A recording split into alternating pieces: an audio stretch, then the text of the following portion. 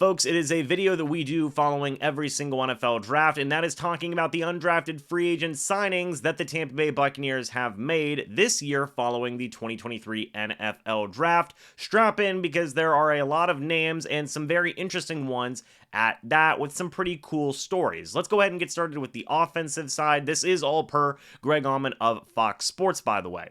On the offensive side of things, you have firstly Oklahoma center Chris Murray. Now, this is significant because Chris Murray did have a top 30 visit with the Tampa Bay Buccaneers. He has guard and center versatility, has very, very good size as well, and obviously the Tampa Bay Buccaneers were interested in him. That's one of the reasons that they brought him in for a top 30 visit. 6'2", 300 pounds. He's going to be one of those guys that I think you really could see as potentially a backup center or even a backup guard here. The Bucs were obviously significantly interested in a player like Murray, and they got the chance to get him on their roster following the draft. So all in all, very good signing here. Murray is one of those, and look, by the way, for all of these guys, you never know who is going to make an impact, and I think the Bucs were definitely hoping to get a guy like Chris Murray on their roster. He's a guy that I think is going to definitely be able to come in and compete right away.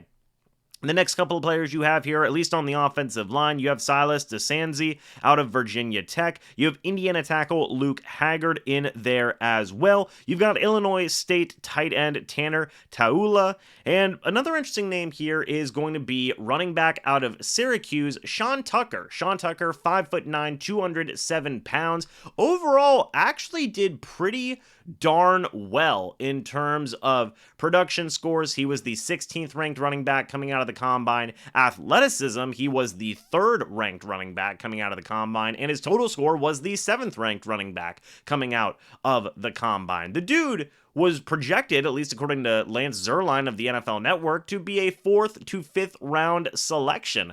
That's pretty darn good. And you look at his overall stats in his collegiate career, I should say, and it was all in all some pretty good numbers. You take a look at 2021, he had 1,496 rushing yards on 246 carries. He also had 12 touchdowns. He had 255 receiving yards and 2 receiving touchdowns as well in 12 starts. Then, in his senior season, he had 1,060 yards, 11 rushing touchdowns. He also had 254 receiving yards and 2 receiving touchdowns in 12 starts. This is a guy that I think offers you a lot, both as a runner and as a receiving back as well. I think he fits that mold of a power back for the Bucs. Again, 5'9", 207 pounds. And this is a guy I think the Buccaneers are very excited to get. It's always good whenever you're projected to be a 4th to 5th round guy and you luck into getting a player like that in the post-draft free agency market. So I think that this is going to be a guy who can really compete right away for a roster spot, and I think do a very serviceable job at that. You have a little bit of a rotating group of running backs right now with Rachaad White, with Chase Edmonds, and with Keyshawn Vaughn in there as well. I think a guy like Sean Tucker, honest to goodness, is going to be a guy who can compete for even a 3rd running back spot against possibly a guy like Chase Edmonds or a guy like Keyshawn Vaughn. I really do have that much faith in his overall ability, and he's one of the top guys that I'm excited to see be joining the Tampa Bay Buccaneers. But taking a look at some of the other guys who were signed in here, Shepherd running back Ronnie Brown, not the famous Ronnie Brown who played in the NFL for many, many years. Maybe there is some connection there, but Ronnie Brown, different Ronnie Brown. Maryland wide receiver Rakim Jarrett, Furman wide receiver Ryan Miller, TCU wide receiver Taye Barber.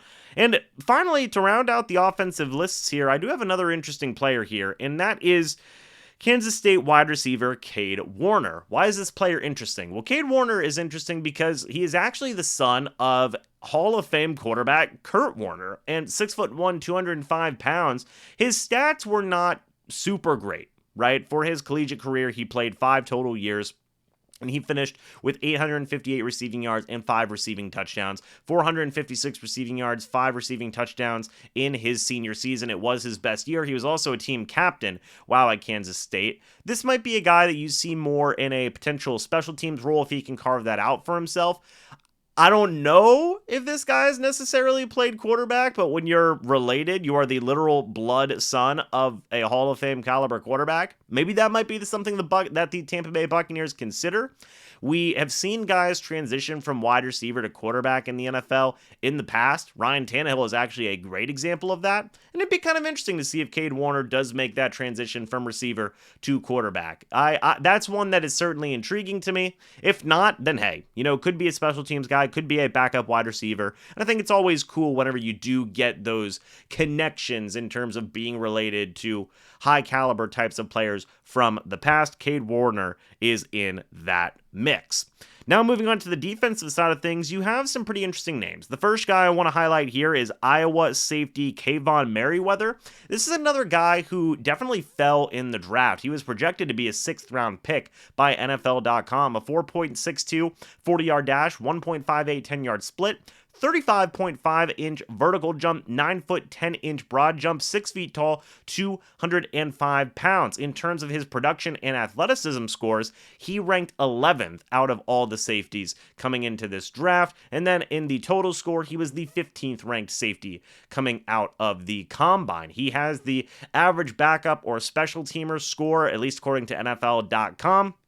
And I think that I agree with that. I think that this could be a guy that battles for a backup safety spot with a Nolan Turner. I think that special teams is another really big thing that you could see here in terms of Merriweather really making a role for himself. But he's got great physicality. He's got good size. He can cover some tight ends. He can play some zone. He can be a dime safety. He's got a lot of good things. His tackling is a little bit iffy in some situations, but overall, you like the size, you like the toughness, you really do like the run stopping ability and a little bit of zone ability as well, I think, from Merriweather. He's a guy that I think can also compete right away for a backup safety spot, possibly against a guy like Nolan Turner, and then also some of the other people that the Tampa Bay Buccaneers have taken in the draft as well. But continuing on with the defense here, you have got, at least in terms of secondary players, you have got Rutgers safety Christian Izien, NC State cornerback Derrek Pitts, Alabama State cornerback Keenan Isaac. You have UConn linebacker Brandon Bouyer-Randle. You have Texas State edge Nelson Mbanasor. And you have a really interesting player here to me. It is going to be Tennessee linebacker Jeremy Banks. Jeremy Banks, I think, has some really special traits and abilities here. 6'1", 232 pounds. In terms of production, he was the 17th ranked linebacker. Wasn't great.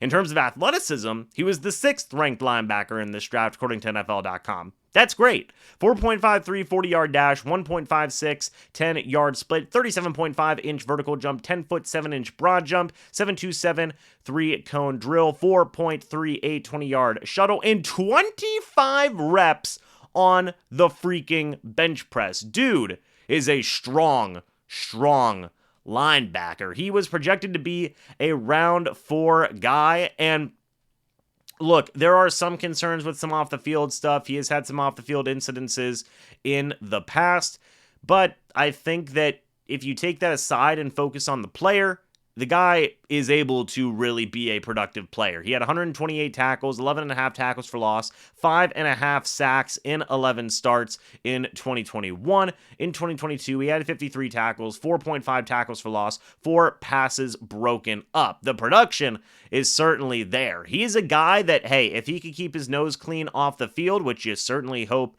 he could do, he's a guy that you really could see succeed at the next level at the linebacking position. He's got the athleticism. He's got the ability to just be a really solid tackler and fits well into a Todd Bowles style of defense, potentially as a blitzing guy. He's one of those guys that I think if the Bucs were going to keep 5 linebackers, I think a guy like Jeremy Banks could make it very difficult for you. I mean, really difficult. I think the size is good at 6'1", 232 pounds. I've seen some people say that it is a light frame for an inside linebacker. I don't necessarily agree with that. I think that he's a good run stopper, he is a good tackler, and he's a guy that's going to compete right away for a backup job and a special teams job as well.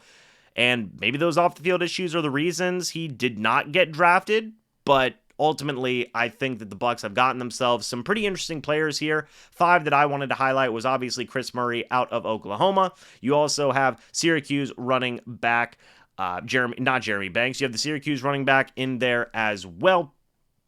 You have also got Kade Warner coming out of Kansas State. You have also got Kayvon Merryweather coming out of Iowa. And then you have Jeremy Banks coming out of Tennessee. Sean Tucker, running back out of Syracuse, by the way, was the player there. But look, finally, also rounding out, I guess I should say, I don't want to forget about these two guys. You then have Arkansas kicker Jake Bates Duke and long snapper. Oh, I guess I should say Arkansas kicker Jake Bates and Duke long snapper Evan Deckers. Those round off your undrafted free agent signings, folks. Let me go ahead and read it again for everybody just to make sure you guys get the full list. Syracuse running back Sean Tucker, Shepherd running back Ronnie Brown, Maryland wide receiver Rakim Jarrett, Furman wide receiver Ryan Miller, TCU wide receiver Taye Barber, Kansas State wide receiver Kade Warner, Illinois State tight end Tanner Taula, Oklahoma center Chris Murray, Virginia Tech offensive lineman Silas Dzansi, Indiana tackle Luke Haggard, and on the defensive side, Texas State edge Nelson Mbanasor, Tennessee linebacker Jeremy Banks, UConn linebacker Brandon Bouyer-Randle, Alabama State cornerback Keenan Isaac, NC State cornerback Derrek Pitts, Rutgers safety Christian Izien, Iowa safety Kayvon Merryweather, Arkansas kicker Jake Bates, Duke long snapper Evan Deckers. Congratulations to all those players who did join the Tampa Bay Buccaneers. I wish them nothing but the best in all of their opportunities because, again, I've said it before, and I will say this every single time I get the chance to say it, you never know who is going to make an impact. Folks, let me know your thoughts and opinions about these undrafted free agent signings down in the comment section below. I would love to hear them. Who are some of the top prospects that you guys are going to be keeping an eye on in this undrafted free agent class? Let me know your thoughts. Folks, thank you guys so much for watching this video. Hope y'all enjoyed. And as always, folks, I'll see you all in the next video or the next live stream. But until then, and as always, guys, goodbye for now, and go Bucs.